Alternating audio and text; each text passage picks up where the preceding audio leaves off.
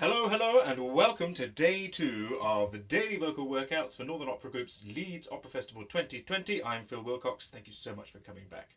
Today we're going to be taking a look at physicality, so make sure you've got a bit of space because we'll be starting with a physical warm-up. Okie dokie then, just both feet on the floor, 4 points of contact. Just rock forward and rock back on the feet. Whoops, check your balance. Make sure you've got 4 complete points of contact, the front of the feet and the back of the feet. Little bounce in the knees, make sure they're not locked back.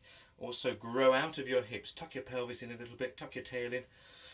Grow out of your hips, long spine, lovely long back of the neck. Very, very nice. Take your shoulders on a roll, draw them up to your ears. Take a breath in and release. Again. And release. Lovely. Let's stretch the arms right up to the ceiling. Whoop. Careful of things around you. Stretch your feet, stretch your hands right up to the ceiling, a little bit left, a little bit right. Lovely breath in there and just release. Just do that 2 more times, stretching up and release. Excuse my midriff. 1 more time, up and release. Very good. Let's do a power pose. Take one hand, squeeze it really, really tight. Feel that tension draw right the way through across your chest and into the other hand as well. So you're really, really tense across the chest. Now feel that tension go right the way down through your core, through your legs, through your quad muscles, your knees, your calves, and then your feet. And squeeze your toes together. Finally, scrunch up your face. Everything really tight and release. Oh. This is a great exercise for giving yourself some confidence before going in for auditions or for concerts. Do it again.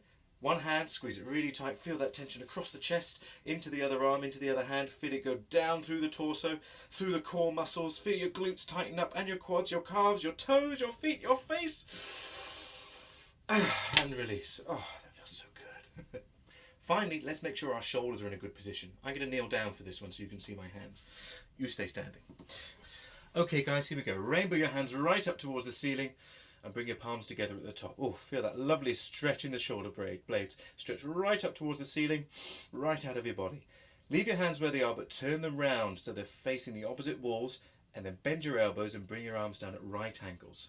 So they're sat beside you like that, and then finally just release, and your shoulders should feel a little bit rolled back to where they were before. Okay? Brilliant. So I've called this video, Who Do You Think You Are? Which is part provocative and part clickbait, I admit. But we're going to talk about character. So I'm going to give you a theatre exercise. Think of a character from opera. Any character, doesn't matter who, doesn't matter when, or which composer or which piece. Maybe think of one that's completely different to your own personality. Now, give them a shape. What shape would this character be? A 3D shape. Would they be a ball, or a pyramid, or a cube, or something less geometric than that? Give that shape a colour. What colour summarises your character? Are they vibrant red, or a primary colour, or a pastel colour? Do they change shades as they move around the shape? Give the shape a texture. What texture is your character? Are they rough, or smooth, or silky, or watery, or like brick? Now, give that shape, this 3D shape with a colour and a texture, give it a movement. Do they move smoothly? Do they move up and down? Do they move erratically? Unpredictable, or is everything really confident and slow? And finally, give that character shape, that 3D shape which is now moving, it's got a texture and a colour, give it a placement in the body. Where is your character led from? Are they clever? Are they led from the head? Are they confident and led from the chest? Are they passionate and led by the heart? Maybe they know where they're going and they're led by their feet. Or maybe they're a little bit confused and are led by a point in the knees or in the groin or something like that. Where are they led from? Where's your character led from? So how do we actually use this when we're singing? Well, it can be a great way to engage with the character and feel some emotion when you're singing, and to be able to do it quite quickly as well.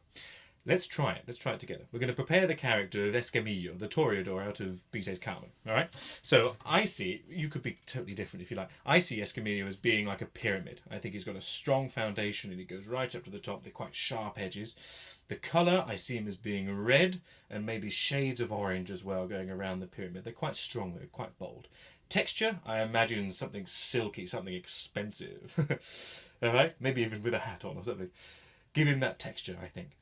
Movement, I'd say that he moves strongly and confidently and quite steadily, but occasionally with an erratic jump to either get out of the way of a bull or a flying glass or the slap of someone he's insulted. And then finally a placement, I think Escamillo is led by his heart. So I'm going to take that shape, that silky red and orange pyramid shape with sharp edges and maybe a nice hat on the top. And I'm going to place it in my heart and feel that, see what that makes me feel. Now let's try singing a couple of lines out of the Toreador song, just the chorus. Yeah? I'm sure you know it. Here we go. It goes. Toreador on guard, Toreador, Toreador. Alright, let's try it again. Don't forget, just go back to that placement idea. What shape did you have? You might have had different ideas to me, that's fine. Give that character a shape. Place it wherever you feel. I'm going to see if I'm going to do something different this time. I'm going to make Escamillo a little bit more worried. I'm going to place it in his stomach. I'm not too sure about this one. Toreador on guard, Toreador, Toreador.